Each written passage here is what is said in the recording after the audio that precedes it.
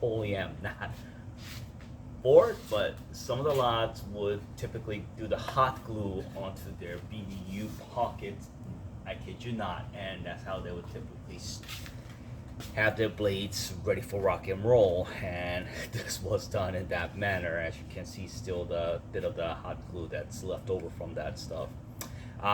Instead, if you can't permanently modify your chest rigs and your plate carriers, what I recommend is simply Velcro.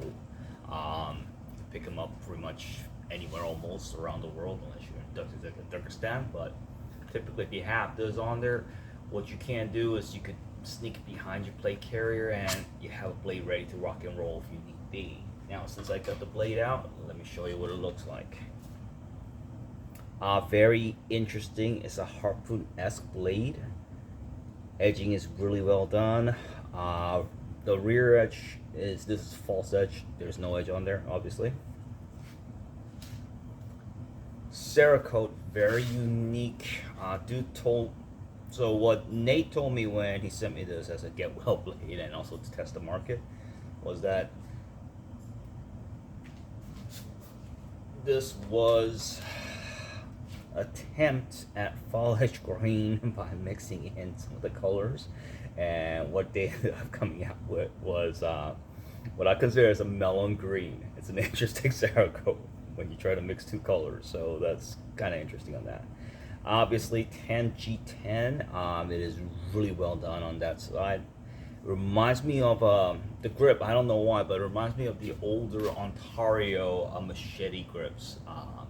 Those of you in service, if you were like stationed somewhere near the jungles or any type of area where you need to go through Siri, you were probably issued one of those Ontario machetes in the past. So it does give you that feel to it. It's kind of weird, but better, because those were bulky as hell and it was in the wrong places. But this is great. Like that little batoning, obviously, you can stick in. If you're trying to baton, this gives you that area, but at the same time, this also acts as a polysuit curve, so you can actually lock in whatever the blade you need to trap, and you go into your techniques.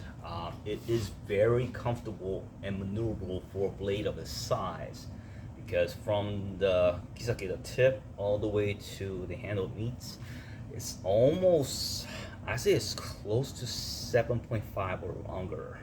It is pretty big blade, but it's still very maneuverable. At the same time, for something like what I typically do is like EKI and FFS Floro Fighting Systems foregrip knife. This thing is just things. I absolutely love that. So it works great in that. Reverse grip still can be done, although lanyard is a must if I'm gonna do FFS with this thing. But edge in, not as comfortable, but can be done if need be. So this overall is a really well, for someone who's just starting out, this is a really nice blade.